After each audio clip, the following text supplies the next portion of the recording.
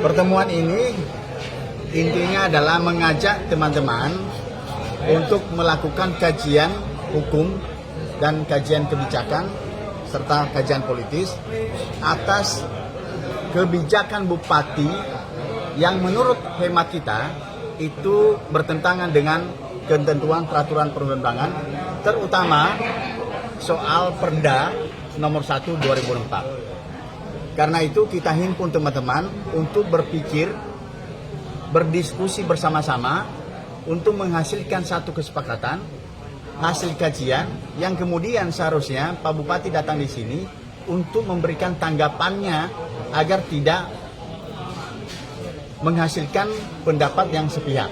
Tetapi beliau dan juga anggota dewan tidak datang. Karena nggak datang maka asumsi kita bahwa mereka sepakat dengan hasil kajian kita. Nah, hasil sementara menjelaskan bahwa Bupati melakukan pelanggaran konstitusional terutama pada prinsip-prinsip asas-asas pemerintah yang baik, ya, dan juga tentang pelanggaran Perda.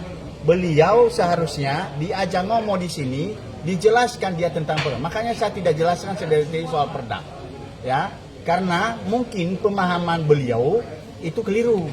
Karena itu kita ajak di sini agar dibahas bareng-bareng. Kok bisa sampai nilainya melebihi 250% kenaikan NJOP? Ya, PBB itu sifatnya keputusan DPRD, bukan sifatnya keputusan pusat. Karena itu menyangkut pendapatan asli daerah. Nah, saya melihat bahwa Pak Bupati asal jiplak aja, yang penting dapat uang buat untuk pembangunan dan tidak jelas pembangunan yang mana yang dia lakukan. Saya nggak paham. Ada sebagian yang sudah dilakukan pembangunan. Karena itu seharusnya kalau jadi bupati harus jadi orang pinter. Jangan pinter untuk memeras rakyat aja lewat pajak.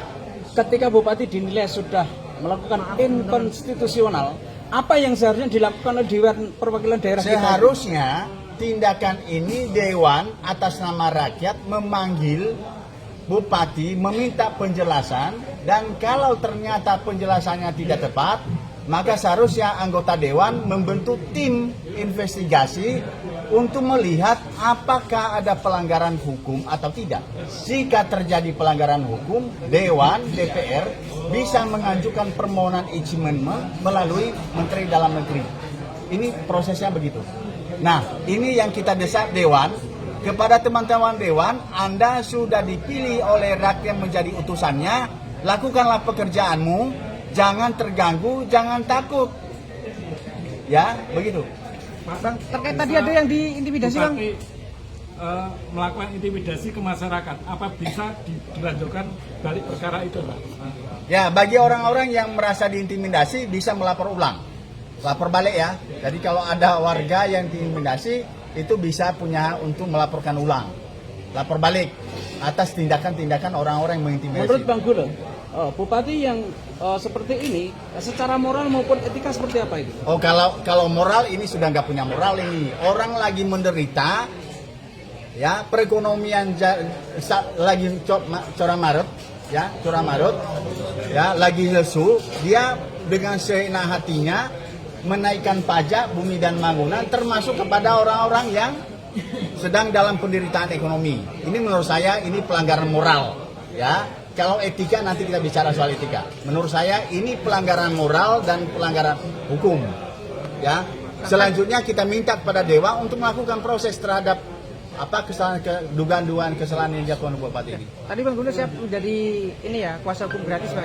Saya siap menjadi kuasa hukum dari warga yang diakibatkan oleh kriminalisasi yang dilakukan oleh seseorang, oleh pihak-pihak tertentu, termasuk tindakan kalau ada pihak kepolisian yang sengaja menakut-nakuti warga untuk membela kepentingan sang bupati. Saya siap tanpa ada sesen biaya apapun.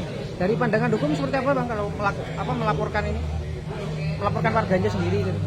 Nah, ini yang menurut saya ini tidak benar. Dia itu sebagai pelayan. Dia itu sebagai sosok yang dijadikan teladan. Karena itu jangan anti kritik. Kalau jadi bupati ya harus rela untuk dikritik. Kalau nggak mau dikritik ya berhenti jadi bupati. Itu. Itu prinsipnya kalau jadi pejabat, semakin Anda jadi pejabat, Anda harus siap dikritik. Ya, begitu. Tambahan.